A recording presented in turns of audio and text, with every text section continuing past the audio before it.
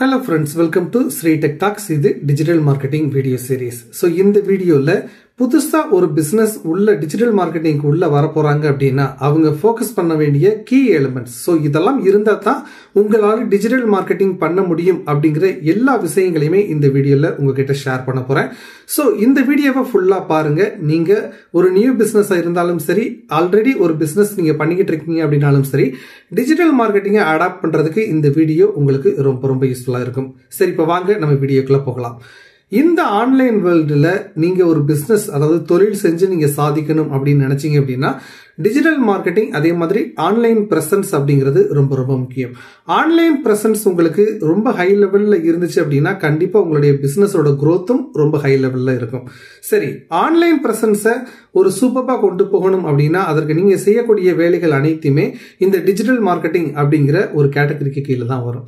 சரி, digital marketing செய்யலாம் அப்படின்னு நீங்க உள்ள வந்தீங்க அப்படின்னா உங்களுக்கு சில இம்பார்ட்டன்டான கீ எலிமெண்ட்ஸ் அதே மாதிரி தேவைப்படும்.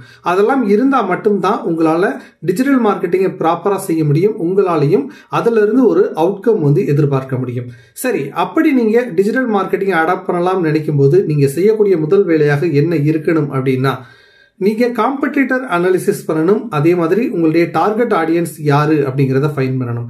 சோ காம்படிட்டர் அனாலிசிஸ் எப்படி செய்யறது அப்படிங்கிறதுக்கான டீடைல்டு வீடியோ நான் ஏற்கனவே போட்டிருக்கேன். அதற்கான லிங்க் டிஸ்கிரிப்ஷன்ல இருக்கு. நீங்க அந்த ஃபுல் வீடியோவையும் வாட்ச் பண்ணுங்க. நீங்க காம்படிட்டர் அனாலிசிஸ் பண்ணும்போது உங்களுக்கு தெரிஞ்சிடும் உங்களுக்கு காம்படிட்டரா இருக்கக்கூடியவங்க எப்படி டிஜிட்டல் மார்க்கெட்டிங் பண்ணிட்டு இருக்காங்க, அவங்களுடைய வெப்சைட் எப்படி இருக்கு, அவங்க வழங்கக்கூடிய சர்வீசஸ் எப்படி இருக்கு, அவங்களுடைய ஸ்ட்ரென்த் என்ன, வீக்னஸ் என்ன, எல்லாத்தையுமே நீங்க ஃபைண்ட் பண்ணிட முடியும். அதே மாதிரி நெக்ஸ்ட் நீங்க உங்களுடைய டார்கெட் ஆடியன்ஸ் யாரு அப்படிங்கறத ஃபைண்ட் பண்ணிட்டீங்க அப்படின்னா உங்களால ப்ராப்பரா பாத்தீங்கன்னா ஒரு டிஜிட்டல் மார்க்கெட்டிங் ஸ்ட்ராட்டஜியை பாத்தீங்கன்னா கிரியேட் பண்ண முடியும். சோ எல்லா வேலைகளையுமே அதற்கு ஏத்த மாதிரி செய்ய முடியும். சோ நீங்க ஃபர்ஸ்ட் காம்படிட்டர் அனாலிசிஸ் பண்ணுங்க. அதே மாதிரி உங்களுடைய டார்கெட் ஆடியன்ஸ் யாரு அப்படிங்கறத ரொம்ப சுலபமா நீங்க ஃபைண்ட் பண்ணிட முடியும் என்னுடைய முந்தைய வீடியோவை பாத்தீங்க அப்படின்னா. நெக்ஸ்ட் என்ன அப்படின்னு பாத்தீங்கன்னா ஒரு குட் லுக்கிங், குட் பர்ஃபார்மிங் வெப்சைட்டை நீங்க பில்ட் பண்ணி வச்சிருக்கணும். சோ நீங்க டிஜிட்டல் மார்க்கெட்டிங் பண்ண போறீங்க அப்படின்னா கண்டிப்பா உங்களுக்கு வெப்சைட் இல்லாம அதை உங்களால செய்யவே முடியாது. சோ உங்களுடைய வெப்சைட் பாத்தீங்கன்னா ஒரு நல்ல பிரசன்டபிளா இருக்கணும். அதே மாதிரி எல்லா டிவைசஸ்லயுமே பாத்தீங்கன்னா ரெஸ்பான்சிவா ஒர்க் பண்ற மாதிரி இருக்கணும். அதே மாதிரி பாத்தீங்க அப்படின்னா கீவேர்டுக்கு ஏத்த மாதிரி ஆப்டிமைஸ் பண்ற அளவுக்கு உங்களுடைய வெப்சைட்ல கண்டென்ட் இருக்கணும். சோ அது எல்லாத்தையுமே பாத்தீங்கன்னா நீங்க ரொம்ப சுலபமா நீங்களே கூட செய்ய முடியும். இப்போ வேர்ட்பிரஸ், விக்ஸ், அதே மாதிரி ஷாபிஃபை, அந்த மாதிரி நிறைய ஆன்லைன் வெப்சைட் பில்டிங் ப்ரொவைடர்ஸ் இருக்காங்க. சோ உங்களுக்கு டைம் இருந்துச்சு அப்படின்னா நீங்களே கூட வெப்சைட் பில்ட் பண்ண முடியும், கொஞ்சம் நாலேஜ் இருந்தாலே. சப்போஸ் உங்களுக்கு அதற்கெல்லாம் டைம் இல்லை அப்படின்னா நீங்க ஒரு வெப்சைட் டெவலப்பரை பாத்தீங்கன்னா ஒரு ஷார்ட் டியூரேஷனுக்கு ஹையர் பண்ணி உங்களுக்கு தேவையான வெப்சைட்டை நீங்க பில்ட் பண்ணிக்கலாம். பட் அந்த வெப்சைட் ரொம்ப பாத்தீங்கன்னா ரெஸ்பான்சிவா இருக்கணும். அதே மாதிரி பாத்தீங்கன்னா ஒரு குட் லுக்கிங், குட் பர்ஃபார்மன்ஸ்ல இருக்கணும். அப்பதான் நீங்க எதிர்பார்க்கிற ரிசல்ட்ஸ் பாத்தீங்கன்னா உங்களுக்கு கூகுள்ல இருந்து கிடைக்கும். அதே மாதிரி பாத்தீங்கன்னா நெக்ஸ்ட் கூகுள் மை பிசினஸ்ல உங்களுடைய பிசினஸுக்கு ஒரு ப்ரொஃபைல் கிரியேட் பண்ணிக்கங்க. அதே மாதிரி ஒரு லோக்கலைஸ்டரா பாத்தீங்கன்னா அதை ஒரு ஆப்டிமைஸ் பண்ணுங்க. ஏன்னா நீங்க லோக்கல்ல ஒரு பிசினஸ் பண்றீங்க அப்படின்னா உங்களுக்கு நிறைய பிசினஸ் லீட்ஸ் பாத்தீங்க அப்படின்னா கூகுள் மை பிசினஸ்ல இருந்து கிடைக்கும். சோ கூகுள் சர்ச் அதே மாதிரி மேப்ஸ்ல பாத்தீங்கன்னா உங்களுடைய பிசினஸை நீங்க லிஸ்ட் பண்றதுக்கு இந்த கூகுள் மை பிசினஸ்ல இருக்கக்கூடிய ப்ரொஃபைல் ரொம்ப முக்கியம். அதே மாதிரி உங்க பிசினஸுக்கு உங்களுடைய ஆடியன்ஸ் இருப்பாங்க, கஸ்டமர்ஸ் இருப்பாங்க இல்லையா, அவங்க கொடுக்கக்கூடிய ரிவ்யூஸ் அனைத்தையுமே நீங்க இந்த கூகுள் மை பிசினஸ்ல இருந்து பாத்தீங்கன்னா கெட் பண்ண முடியும். அதை வச்சு நீங்க உங்களுடைய பிசினஸை நீங்க இம்ப்ரூவ் பண்ண முடியும். அதற்கு அடுத்து முக்கியமான ஒரு விஷயம் என்ன அப்படின்னா சோசியல் மீடியா பேஜஸ் கிரியேட் பண்ணணும். நான் சொல்லக்கூடியது அக்கௌண்ட்ஸ் கிரியேட் பண்ணாதீங்க. இப்ப Facebook அப்படின்னா அக்கௌண்ட்டும் இருக்கும், அதே மாதிரி பேஜஸ் இருக்கும். அதே மாதிரி இன்ஸ்டா அப்படின்னு எடுத்துக்கிட்டீங்க அப்படின்னா அதுலயும் பாத்தீங்கன்னா அக்கௌண்ட் நீங்க மெயின்டைன் பண்ணணும். இப்ப லிங்க்டின் அப்படின்னு எடுத்துக்கிட்டீங்கன்னா அதுல லிங்க்டின் பேஜ் கிரியேட் பண்ணுங்க. ட்விட்டர்ல அக்கௌண்ட் மெயின்டைன் பண்ணுங்க. சோ இந்த மாதிரி அவைலபிள் ஆல் சோசியல் மீடியாலையுமே பாத்தீங்க அப்படின்னா நீங்க உங்களுக்கான ஒரு ப்ரொஃபைல்ஸ் கிரியேட் பண்ணிக்கங்க. அதன் மூலமா உங்களுடைய கஸ்டமர்ஸ் கூட இன்டராக்ட் பண்ணுங்க. அவங்க கொடுக்கக்கூடிய கமெண்ட்ஸுக்கு அதே மாதிரி அவங்க கொடுக்கக்கூடிய ஃபீட்பேக் எல்லாத்துக்குமே பாத்தீங்கன்னா நீங்க ரெஸ்பான்ஸ் பண்ணுங்க. அடுத்த முக்கியமான விஷயம் என்ன அப்படின்னு பாத்தீங்கன்னா கண்டென்ட் மார்க்கெட்டிங். சோ இப்போ நம்ம வெப்சைட் கிரியேட் பண்ணிட்டோம், அதே மாதிரி கூகுள் மை பிசினஸ்ல ப்ரொஃபைல் கிரியேட் பண்ணிட்டோம், சோசியல் மீடியால அக்கௌண்ட்ஸும் கிரியேட் பண்ணிட்டோம். நெக்ஸ்ட் நம்ம என்ன செய்யணும் அப்படின்னா கண்டென்ட் ப்ரொவைட் பண்ணணும்.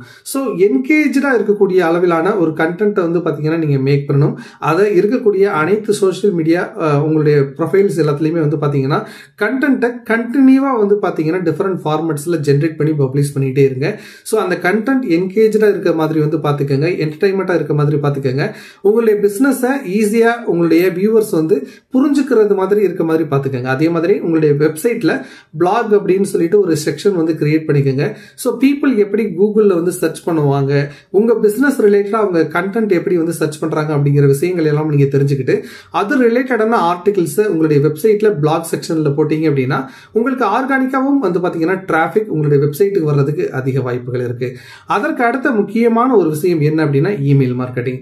ஸோ உங்களுடைய பிசினஸுக்கு உள்ள வர்றாங்க அப்படின்னா அவங்க கூட நீங்க கம்யூனிகேட் பண்றதுக்கு, அதே மாதிரி உங்களுடைய ஆஃபர்ஸ் ஸ்பான்சர்ஷிப் ரிலேட்டடான கண்டென்ட்டை வந்து உங்களுடைய கஸ்டமர்ஸுக்கு கொண்டு போறதுக்கு நீங்க இமெயில் மார்க்கெட்டிங்கை ரொம்ப ரொம்ப வந்து எஃபெக்டிவா வந்து யூஸ் பண்ண ஸ்டார்ட் பண்ணுங்க. நிறைய பேர் இமெயில் மார்க்கெட்டிங்கை அவுடேட்டட் அப்படின்னு நினைக்கிறாங்க, பட் அப்படி கிடையாது. நிறைய பொட்டன்ஷியல் லீட்ஸ் வந்து பாத்தீங்கன்னா த்ரூ இமெயில்ல வந்து நிறைய பிசினஸுக்கு இன்னமும் கிடைச்சிக்கிட்டு தான் இருக்கு.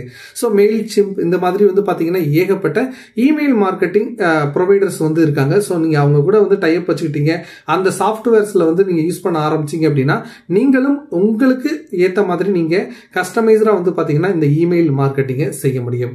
அதற்கு அடுத்து ஒரு முக்கியமான விஷயம் என்ன அப்படின்னு வந்து பாத்தீங்கன்னா SEO அப்படின்னு சொல்லுவாங்க.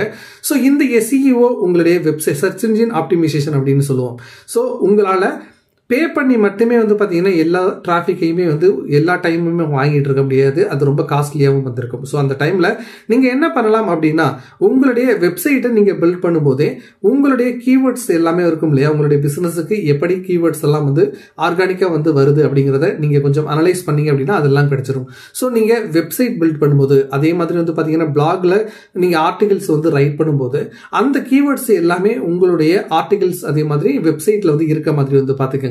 ஸோ உங்களுடைய வெப்சைட்டோட பேஜ் லோடிங் டைம் அதே மாதிரி வந்து பார்த்தீங்கன்னா ஆன்சைட் ஆஃப்சைட் லிங்க் எல்லாத்தையுமே வந்து பார்த்தீங்கன்னா நீங்கள் ஆப்டிமைஸ் பண்ணீங்க அப்படின்னா உங்களுக்கு ஆர்கானிக்காவும் நீங்கள் எதிர்பார்த்ததை விட நிறைய டிராஃபிக் வந்து கூகுளில் இருந்தே கிடைக்க வந்து ஆரம்பிக்கும். அதுவும் உங்களுடைய பிஸ்னஸ் குரோத்துக்கு ரொம்ப ரொம்ப ஹெல்ப்ஃபுல்லாக இருக்கும். நிறைய பிஸ்னஸ் செய்ய தவறக்கூடிய முக்கியமான ஒரு விஷயம் என்ன அப்படின்னு வந்து பார்த்தீங்கன்னா PPC அட்வர்டைசிங். நீங்கள் நல்லா யோசிச்சு பாருங்க, நீங்கள் உள்ள வர்றதுக்கு முன்னாடியே நிறைய பேர் வந்து பார்த்தீங்க அப்படின்னா இந்த டிஜிட்டல் மார்க்கெட்டிங்கை வந்து பார்த்தீங்கன்னா அடாப்ட் பண்ணியிருப்பாங்க. ஸோ அவங்களுடைய ப்ரொஃபைல் ஸ்ட்ரென்த் வந்து பார்த்தீங்கன்னா ரொம்ப ரொம்ப அதிகமாக இருக்கும், அதிக ஃபாலோயர்ஸ் வச்சிருப்பாங்க, எல்லாமே வந்து அதிகமாக வச்சிருப்பாங்க. ஸோ இயல்பாகவே கூகுளாக இருக்கட்டும் அதே மாதிரி சோஷியல் மீடியாக்களாக இருக்கட்டும் அது எல்லாமே ஏற்கனவே இருக்கக்கூடிய அந்த ஸ்ட்ரென்த்தான பிஸ்னஸுக்கு தான் ரொம்ப ரொம்ப வந்து சப்போர்ட்டிவா இருக்கும். அப்படிப்பட்ட சிச்சுவேஷன்ஸ்ல நீங்க புது ஆடியன்ஸ் அதாவது ரொம்ப எஃபெக்டிவா வந்து உங்களுடைய கஸ்டமர்ஸ் வந்து ரீச் பண்ணணும், அவங்க கூட வந்து காம்படிட் பண்ணணும் அப்படின்னு நினைச்சீங்க அப்படின்னா கண்டிப்பா நீங்க PPC அட்வர்டைசிங்கை வந்து கையில் எடுத்து தான் ஆகணும். கொஞ்சம் மணியை நீங்க ஸ்டார்டிங் ஸ்டேஜ்ல ஸ்பெண்ட் பண்ணி தான் ஆகணும். ஸோ PPC அட்வர்டைசிங் அப்படின்னா என்ன, ஒன்றும் பெருசா இல்லை, பேப்பர் கிளிக் அப்படிங்கிறது தான் நம்ம வந்து PPC அட்வர்டைசிங் அப்படின்னு சொல்லுவோம். கூகுள் ஆட்ஸ் அதே மாதிரி ஃபேஸ்புக் ஆட்ஸ் அதே மாதிரி இன்ஸ்டாகிராம் வந்து ஆட்ஸ் ரன் பண்ண முடியும், ட்விட்டர் லிங்க்டின் எல்லாத்துலயுமே வந்து பாத்தீங்கன்னா உங்களால ஆட்ஸ் வந்து ரன் பண்ண முடியும். ஸோ நீங்க உங்களுடைய காம்படிட்டர்ஸ் ஸ்ட்ரென்த்தனா இருந்தாலும் கூட நீங்க அவங்க கூட வந்து பாத்தீங்கன்னா கொஞ்சம் அமௌண்ட் வந்து பே பண்ணி நீங்க வந்து காம்படிட் வந்து இனிஷியல் ஸ்டேஜஸ்ல வந்து பண்ண முடியும். ஸோ நீங்க ஒரு growth வந்து அடைஞ்சிட்டீங்க அப்படின்னு வச்சுக்கோங்களேன், அதற்கப்புறமா நீங்க ஆர்கானிக்காவே வந்து பாத்தீங்கன்னா உங்களுக்கான ரிசல்ட்ஸ் அதே மாதிரி லீட்ஸ் வந்து நீங்க வந்து கெட் பண்ண முடியும். பட் இனிஷியல் ஸ்டேஜஸ்ல நீங்க கண்டிப்பா வந்து ஸ்பெண்ட் பண்ணி தான் ஆக வேண்டியிருக்கும். அடுத்து முக்கியமான விஷயம் என்ன அப்படின்னு வந்து பாத்தீங்கன்னா அனலிட்டிக்ஸ். ஸோ நிறைய பிசினஸஸ் வந்து பாத்தீங்கன்னா ஸ்ட்ரகிள் பண்ணக்கூடியது இந்த விஷயங்கள்ல தான். ஸோ நீங்க ஒரு பிசினஸை வந்து உங்களுடைய பிசினஸுக்கு நீங்க டிஜிட்டல் மார்க்கெட்டிங் பண்ண போறீங்க அப்படின்னா அதோட ரிசல்ட்ஸ் அதே மாதிரி பர்ஃபார்மன்ஸை வந்து பாத்தீங்கன்னா மானிட்டர் பண்ண வேண்டியது ரொம்ப ரொம்ப அவசியம். அப்பதான் நீங்க எங்க உங்களுடைய மிஸ்டேக்ஸ் இருக்கு அப்படிங்கிறத ஐடென்டிஃபை வந்து பண்ண முடியும். ஸோ ஃப்ரீயாவே கூகுள் அனலிட்டிக்ஸ் இருக்கு. ஸோ அந்த அனலிட்டிக்ஸ் டூல உங்களுடைய வெப்சைட்டோட வந்து லிங்க் பண்ணீங்க அப்படின்னா ரொம்ப ஈஸியா உங்களுடைய வெப்சைட் பர்ஃபார்மன்ஸை நீங்க அனலைஸ் வந்து பண்ண முடியும். அதே மாதிரி நீங்க PPC அட்வர்டைசிங் பே பண்ணி பண்றீங்க அப்படின்னா அதுல இருந்து உங்களுக்கு பொட்டன்ஷியலா எவ்வளவு ரிசல்ட்ஸ் கெயின்ஸ் வந்து பார்த்தீங்கன்னா கிடைக்குது அப்படிங்கிறதையும் நீங்கள் இந்த கூகுள் அனாலிட்டிக்ஸ் டூலை வச்சு நீங்கள் ஈஸியாக மெஷர் பண்ண முடியும். அதே மாதிரி நீங்கள் எப்பவுமே ஒரு பர்ஃபார்மன்ஸ் ரிலேட்டடாக ஏதாவது ஒன்று பண்ணுறீங்க அப்படின்னா, நீங்கள் ஒரு எஃபெக்டிவாக ஒரு வேலையை பண்ணுறீங்க அப்படின்னா அதில் இருந்து நீங்கள் எதிர்பார்த்த அவுட்கம் வருதா அப்படிங்கிறத எப்பவுமே வந்து மெஷர் பண்ண மறக்காதீங்க. அப்போ தான் நீங்கள் செய்யக்கூடிய வேலை வந்து பார்த்தீங்கன்னா உங்களுடைய பிஸ்னஸுக்கு எஃபெக்டிவாக இருக்கா இல்லையா அப்படிங்கிறத ஐடென்டிஃபை பண்ண முடியும். ஒருவேளை நல்லா இருந்துச்சு அப்படின்னா நீங்கள் ஃபர்தராக வந்து அதை இம்ப்ரூவ் பண்ணலாம். இல்லை அப்படின்னா நீங்கள் வேறு மீடியம்க்கு வந்து போக முடியும். ஸோ இந்த வீடியோவில் நம்ம என்ன பார்த்தோம் அப்படின்னா, ஒரு பிஸ்னஸுக்கு டிஜிட்டல் மார்க்கெட்டிங்கை நீங்கள் அடாப்ட் பண்ண போகிறீங்க அப்படின்னா உங்களுக்கு கீ எலிமெண்ட் என்னென்ன தேவைப்படும், என்னென்ன விஷயங்களில் நீங்கள் ஃபோக்கஸ் பண்ணணும் அப்படிங்கிறது தான் இந்த வீடியோவில் நம்ம ரொம்ப தெளிவாக வந்து பார்த்தோம். ஸோ இன்னொரு வீடியோவில் முக்கியமான டிஜிட்டல் மார்க்கெட்டிங் ரிலேட்டடான டாப்பிக்கோட உங்களை வந்து சந்திக்கிறேன். ஸோ இந்த மாதிரி தொடர்ச்சியாக வீடியோக்களை வந்து பார்க்கணும் அப்படின்னு நினச்சிங்கன்னா நம்ம சேனலை வந்து சப்ஸ்கிரைப் பண்ணி ஃபாலோ பண்ணி வச்சுக்கோங்க. தொடர்ச்சியாக நம்ம யூஸ்ஃபுல்லான கண்டென்ட் எல்லாமே போட போகிறோம்.